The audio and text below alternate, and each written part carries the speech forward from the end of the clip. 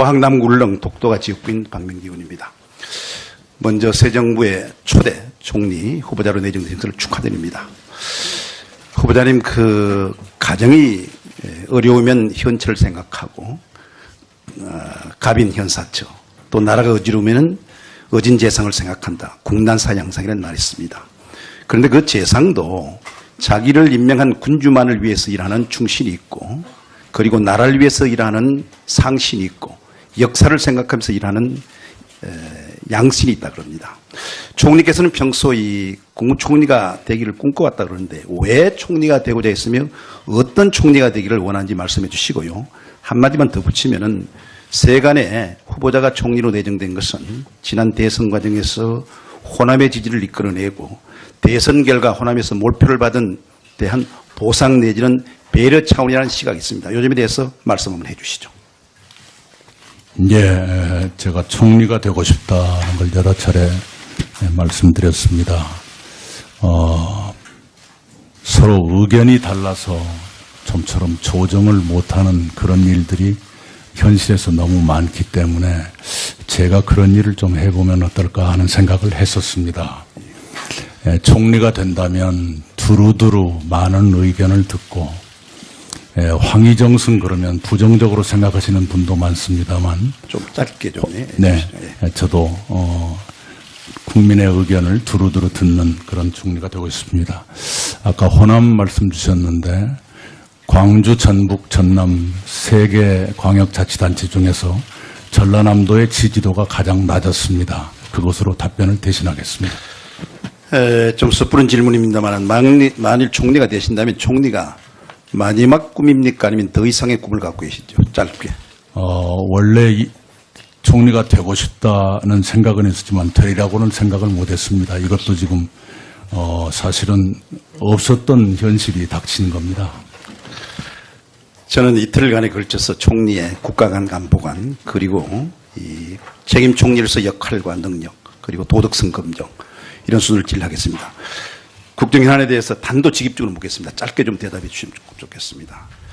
지금 문재인 정부가 출범해서 대화 제스처를 보이는데도 북한이 2차례에 걸쳐서 보란듯이 탄도미사일을 발사했습니다. 이 상황 속에서 후보자께서는 사드 배치 반대합니까? 찬성합니까? 반대한다면 철수 중단 또는 비준 동의를 받아야 생각하십니까? 네, 사드 문제는 국회의 의사표시 또 여러 가지 절차가 필요하기 때문에 총리 후보자가 찬반을 말하는 것은 주제넘은 일이다 이렇게 생각합니다. 찬반에 아주 그런 의사도 정립이 안 돼 있다.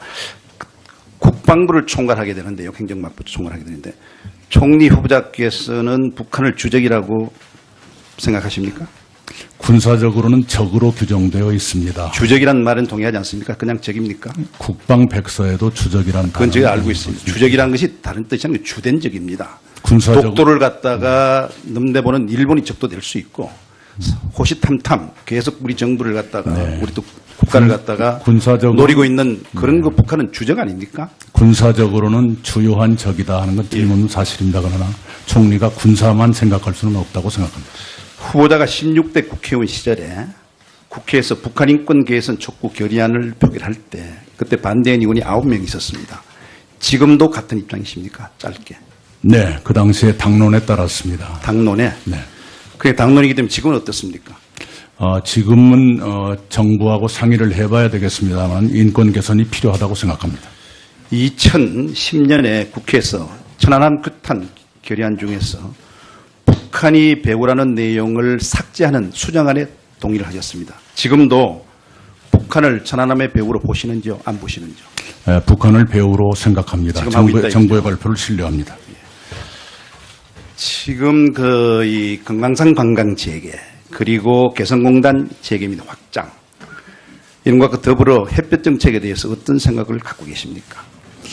네, 햇볕 정책은 그 당시에 우리 대한민국의 역대 대북 정책의 새로운 지평을 열었다고 생각합니다. 그러나 그때그때의 국면에 따라서 햇볕 정책의 운영에는 유연성이 필요하다 이렇게 봅니다.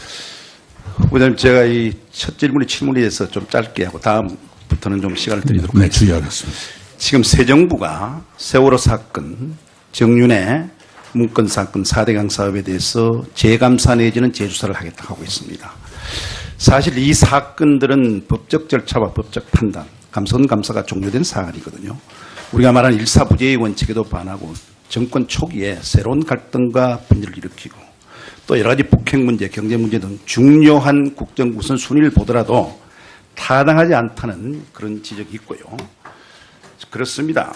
새 정부가 내세우는 소위 그 적폐청산, 이 잘못된 제도 법구 간행 문화 부조리를 갖다가 해야 되겠죠.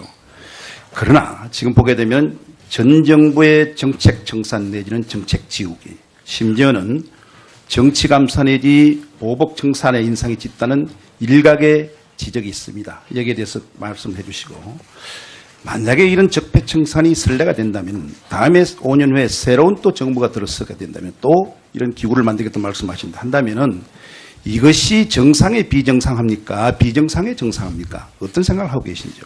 네, 정부의 연속성은 존중돼야 합니다. 그러나 많은 국민이 문제가 남아있다고 생각하신다면 그것을 깨끗하게 정리하는 것이 정부의 의무일 수 있다, 이렇게 봅니다.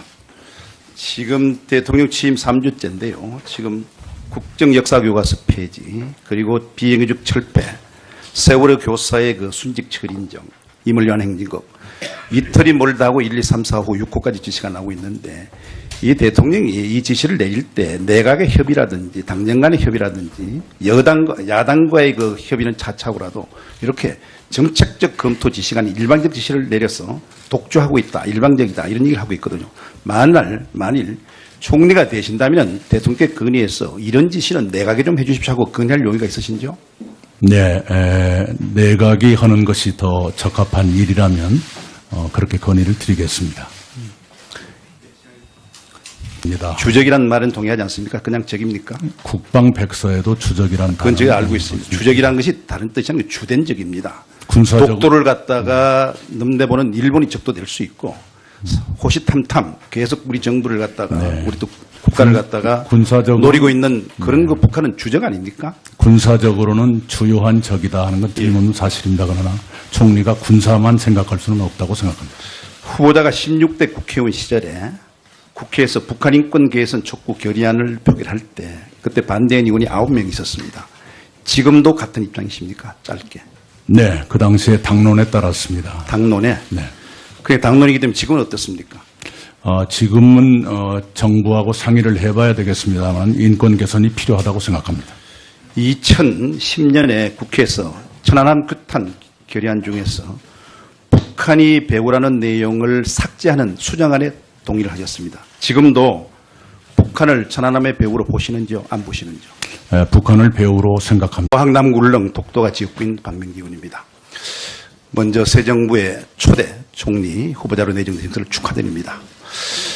후보자님 그 가정이 어려우면 현철 생각하고 갑인 현사처 또 나라가 어지러우면 어진 재상을 생각한다. 국난사 양상이라는 말이 있습니다.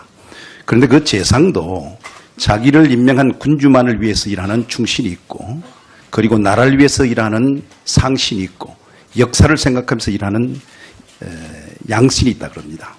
총리께서는 평소 이 국무총리가 되기를 꿈꿔왔다 그러는데 왜 총리가 되고자 했으며 어떤 총리가 되기를 원하는지 말씀해 주시고요. 한마디만 더 붙이면은 세간의 후보자가 총리로 내정된 것은 지난 대선 과정에서 호남의 지지를 이끌어내고 대선 결과 호남에서 몰표를 받은 대한 보상 내지는 배려 차원이라는 시각이 있습니다. 요점에 대해서 말씀 한번 해 주시죠. 예, 제가 총리가 되고 싶다는 걸 여러 차례 말씀드립니다. 정부의 발표를 신뢰합니다. 지금 이 금강산 관광 재개 그리고 개성공단 재개 및 확장 이런 것과 더불어 햇볕 정책에 대해서 어떤 생각을 갖고 계십니까? 네, 햇볕 정책은 그 당시에 우리 대한민국의 역대 대북 정책의 새로운 지평을 열었다고 생각합니다. 그러나 그때그때의 국면에 따라서 햇볕 정책의 운영에는 유연성이 필요하다 이렇게 봅니다. 후보자님 제가 이 첫 질문에 대해서 좀 짧게 하고 다음부터는 좀 시간을 드리도록 하겠습니다. 주의하겠습니다. 지금 새 정부가 세월호 사건, 정윤의 문건 사건 4대강 사업에 대해서 재감사 내지는 재조사를 하겠다고 하고 있습니다. 사실 이 사건들은 법적 절차와 법적 판단, 감사가 종료된 사안이거든요. 우리가 말하는 일사부재의 원칙에도 반하고 정권 초기에 새로운 갈등과 분열을 일으키고 또 여러 가지 북핵 문제, 경제 문제 등 중요한 국정 우선순위를 보더라도 타당하지 않다는 그런 드렸습니다. 서로 의견이 달라서 좀처럼 조정을 못하는 그런 일들이 현실에서 너무 많기 때문에 제가 그런 일을 좀 해보면 어떨까 하는 생각을 했었습니다. 총리가 된다면 두루두루 많은 의견을 듣고 황희정승 그러면 부정적으로 생각하시는 분도 많습니다만 좀 짧게 좀 네, 저도 국민의 의견을 두루두루 듣는 그런 총리가 되고 있습니다. 아까 호남 말씀 주셨는데 광주, 전북, 전남 3개 광역자치단체 중에서 전라남도의 지지도가 가장 낮았습니다. 그것으로 답변을 대신하겠습니다. 좀 섣부른 질문입니다만 만일 총리가 되신다면 총리가 마지막 꿈입니까? 아니면 더 이상의 꿈을 갖고 계시죠? 짧게. 원래 총리가 되고 싶다는 생각은 있었지만 되리라고는 생각을 못했습니다. 이것도 지금 사실은 없었던 현실이 닥친 겁니다. 저는 이틀간에 걸쳐서 총리의 국가 간 간보관 그리고 이 책임 총리로서 역할과 능력 그리고 도덕성 검증 이런 순을 진행하겠습니다. 국정현안에 대해서 단도직입적으로 묻겠습니다. 짧게 좀 대답해 주시면 좋겠습니다. 지금 문재인 정부가 출범해서 대화 제스처를 보이는데도 북한이 2차례에 걸쳐서 보란듯이 탄도미사일을 발사했습니다. 이 상황 속에서 후보자께서는 사드 배치 반대합니까? 찬성합니까? 반대한다면 철수 중단 또는 비준 동의를 받아야 생각하십니까? 네, 사드 문제는 국회의 의사표시 또 여러 가지 절차가 필요하기 때문에 총리 후보자가 찬반을 말하는 것은 주제넘은 일이다 이렇게 생각합니다.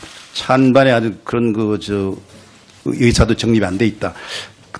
국방부를 총괄하게 되는데요. 행정mak부를 총괄하게 되는데 총리 후보자께서는 북한을 주적이라고 생각하십니까?